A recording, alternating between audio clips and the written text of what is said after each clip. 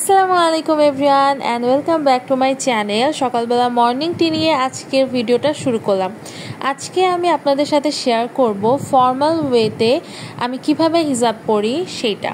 তো যেহেতু আমার ভার্সিটিতে প্রেজেন্টেশন থাকে, তো আমাকে এভাবে ফর্মাল ওয়েতে হিজাব পরে যেতে হয়। আর আমার হিজাবগুলো যেহেতু সবই বড়, যেহেতু আমি এটা একদম রেগুলারভাবে ইউজ করছি হিজাব, তো আমার হিজাবগুলো আমি সবসময় বড়োভাবেই কিনি।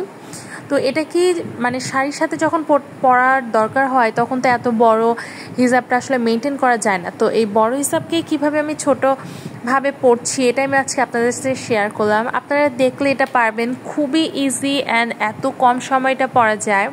অ্যান্ড পিন, সেফটি পিন এগুলো অনেক কম লাগে, 2-3টা হলে এনাফ।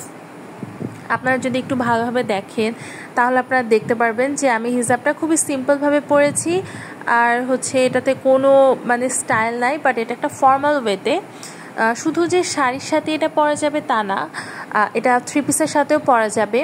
শুধু এক সাইডে আমি হিজাব রেখেছি এই অনুযায়ী, যেহেতু আমার একপাশে আঁচল আছে। 3 পিসের ক্ষেত্রে একপাশে যারা ওড়না ইউজ করে তাদের জন্য একপাশে হিজাব থাকবে আর একপাশে ওড়না থাকবে। যেহেতু আমি আমার ইউটিউব চ্যানেলটা শুরু করেছিলাম হিজাব দিয়েই, তো আমি মাঝে এটা বন্ধ করে দিয়েছিলাম। আমি এখন এটা ভ্লগ করছি। তো আজকে আমি ছোটোখাটো একটা হিজাব টিউটোরিয়াল নিয়ে চলে আসছি, যেভাবে আমি আমার প্রেজেন্টেশনের সময় হিজাবটা পরে যাই, বড় হিজাবকে ছোট হিসাবে পরি। তো এই ভিডিওগুলো যদি আপনাদের ভালো লাগে, আমি চেষ্টা করবো এই ধরনের ভিডিও আরও করার। আপনারা কমেন্ট বক্সে আমাকে জানাবেন।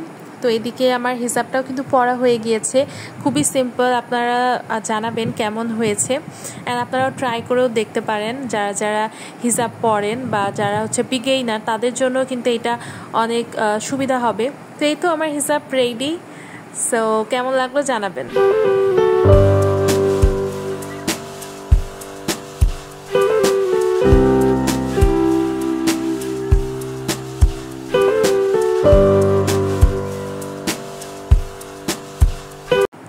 আর এদিকে আমাদের গাছে তো অনেকগুলো করলা হয়ে গিয়েছে। এগুলো করলার ছোট সাইজ যেটা, ওইটাই, এজন্য ছোট থাকতেই নিয়ে নিতে হচ্ছে, না হলে পোকা ধরে যাবে।